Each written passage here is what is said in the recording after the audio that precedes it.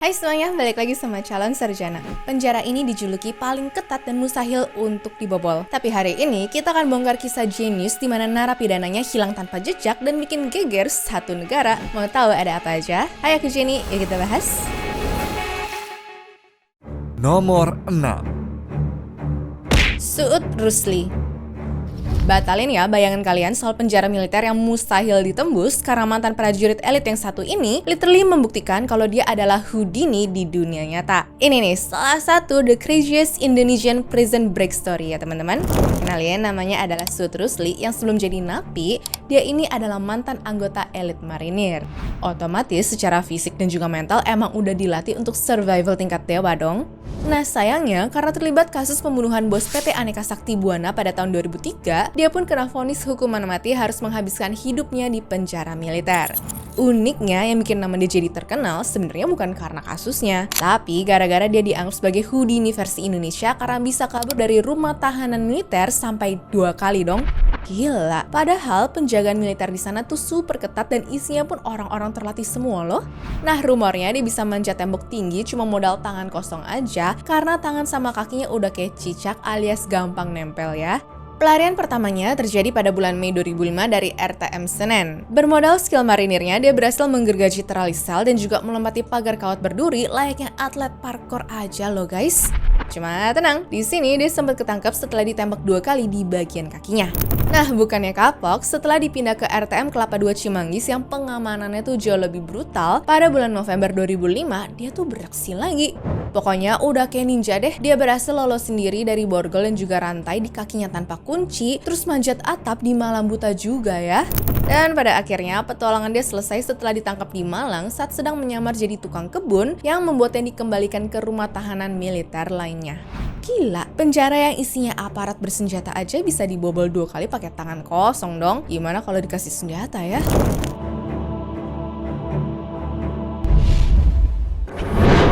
Nomor 5. Choi Kap-pok. Biasanya sih lubang kecil di bawah pintu penjara emang dipakai sama petugas untuk nganterin nampan berisi makanan ya. Ukuran tingginya juga paling cuma 15 cm kok. Makanya nggak ada yang mikir kalau ada napi yang bakal berusaha kabur dari situ. Sampai akhirnya muncullah napi bernama Choi Kap-pok yang dikenal dengan julukan si manusia belut dari Korea Selatan, di mana lubang sekecil itu malah dianggap sebagai jalan tol menuju kebebasan dong.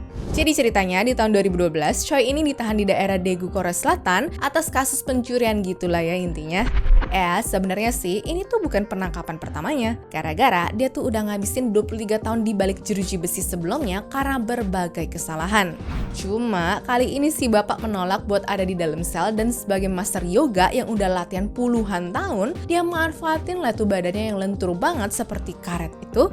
Malam-malam pas 3 sipir yang ada di sana pada tidur pulas semua, Choi mulai ngeminyakin badannya yang sebelumnya tuh minyak itu dia minta dengan alasan kulitnya alergi untuk kemudian dipakai melancarkan aksinya ya. Pelan-pelan dia masukin kepala, satu bahu, sampai seluruh badannya lolos ke dalam lubang. Guys, lubang itu tuh paling cuma seukuran kotak sepatu loh. Kok bisa ya? Mana untuk bisa keluar dari sana, dia cuma butuh waktu 34 detik doang lagi.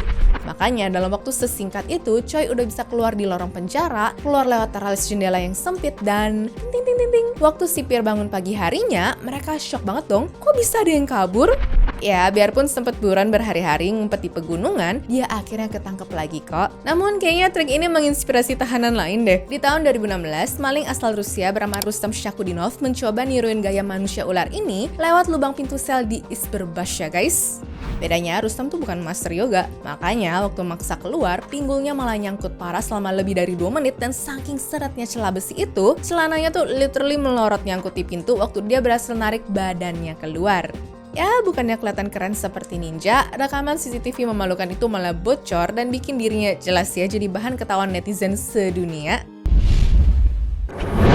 Nomor 4. Yoshi Shiratori. Bisa kabur dari satu penjara aja sebenarnya udah tergolong hebat banget ya. Tapi di tahun 1940-an, ternyata pria bernama Yoshi Shiratori dari Jepang ini malah sukses kabur dari 4 penjara berbeda dong. Buset, jago banget ya. Jadi awalnya Yoshi ini dipenjara pada tahun 1936 gara-gara dituduh melakukan pembunuhan. Yang rumornya dia tuh cuma korban salah tangkap dan disiksa polisi biar mengaku. Karena kondisi penjara Jepang zaman dulu itu nyiksa habis, Yoshi mutusin lah untuk kabur. Di penjara pertama, dia santuy aja tuh ya, membobol gembok sel cuma pakai seutas kawat dari ember mandi. Pas ketangkep lagi, dia dipindah ke penjara Akita dan dimasukin ke ruang isolasi yang temboknya licin setinggi atap. Skill ninjanya juga keluar, dia manjat tembok polos itu pakai tangan dan kaki telanjang, lalu menjebol atap kayu waktu lagi badai petir biar suaranya tuh jadi nggak kedengeran. Apesnya dia ketangkap lagi dan kali ini dibuang ke penjara Abashiri di ujung utara Jepang yang super dingin. Dia diborgol besi 24 jam tanpa lubang kunci biar nggak bisa dibobol ya guys. Tapi otak cerdiknya tuh jalan. Setiap hari selama 6 bulan dia sengaja menyisakan kuah sup miso yang asin, lalu disembur sedikit-sedikit ke engsel borgol dan baut pintu selnya itu. Setelah berbulan-bulan, garam dari sup itu bikin besinya karatan dan juga rapuh.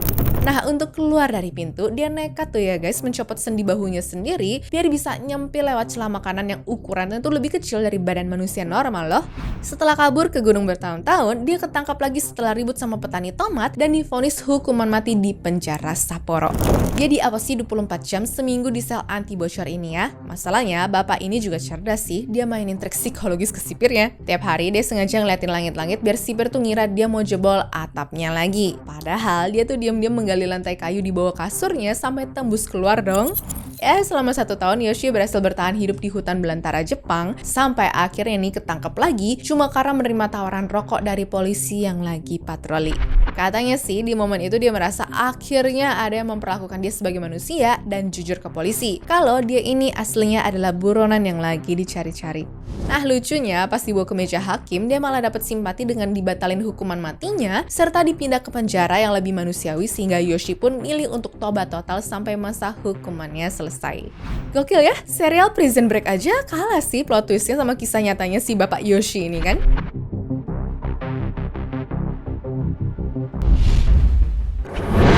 Nomor 3. Pelarian Alcatraz.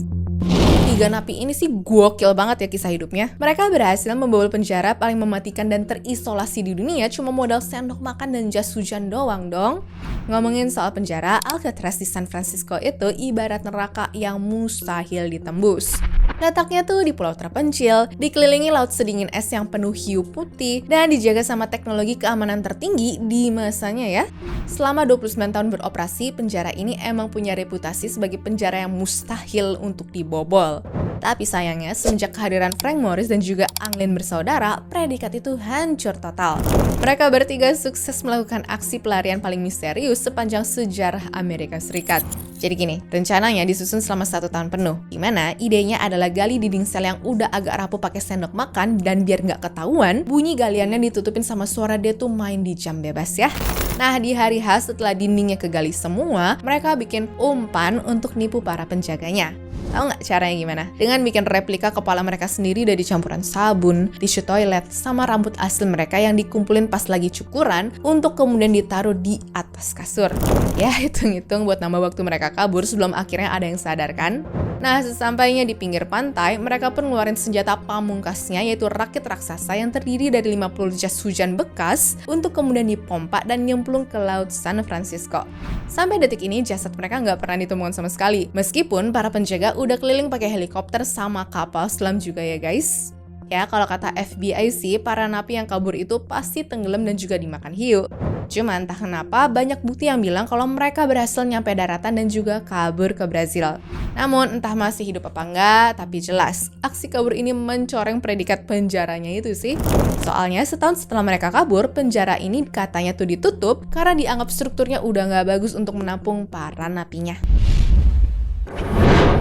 Nomor 2. Frank Abagnale Jr.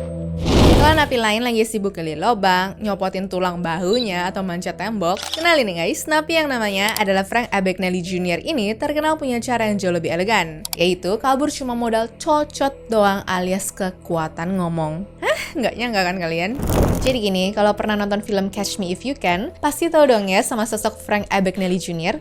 Di umurnya yang masih 16 tahun, dia tuh ngaku berhasil malsuin identitas jadi pilot, dokter, dan pengacara sembari membobol bank jutaan dolar. Kisah kaburnya dari penjara juga nggak kalah gokil.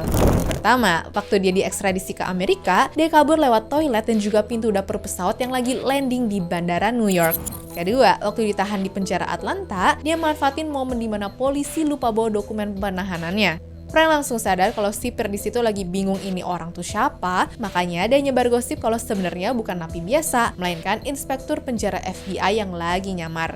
Dia bilang dia tuh lagi dalam misi rahasia untuk ngetes keamanan penjara itu ya, buat ngeyakinin orang-orang dia tuh bersikap so galak, so sibuk, bahkan nih minta perlakuan spesial juga dong.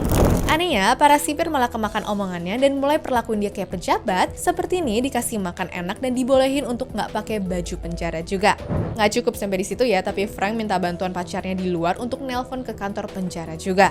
Si pacar ini pura-pura jadi agen pusat FBI dan ngomong ke sipirnya tuh begini, tolong keluarkan inspektur kami sekarang, ada tugas negara yang mendesak.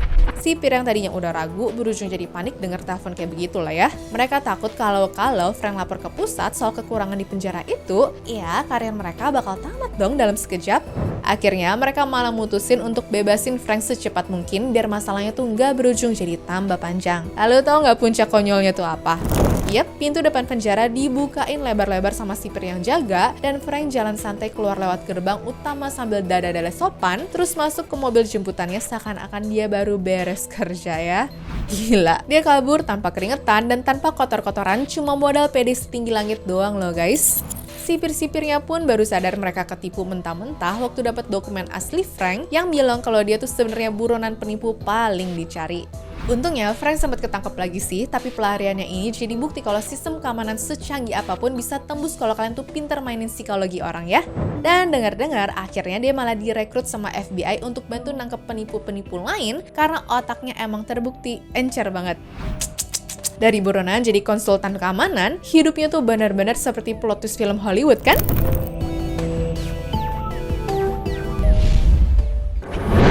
Nomor 1. El Chapo. Peringkat pertama pelarian paling niat dan paling mahal fix banget ya jatuh ke tangan El Chapo, yaitu bos besar kartel narkoba Sinaloa dari Meksiko sih kalau bisa aku bilang.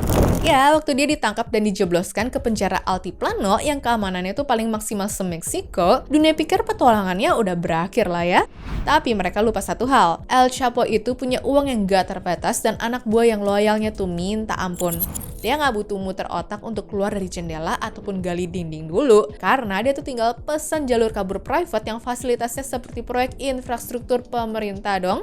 Bayangin ya guys, waktu El Chapo lagi di dalam sel, anak buahnya di luar penjara ternyata lagi sibuk membangun terowongan rahasia sepanjang 1,5 kilometer dong.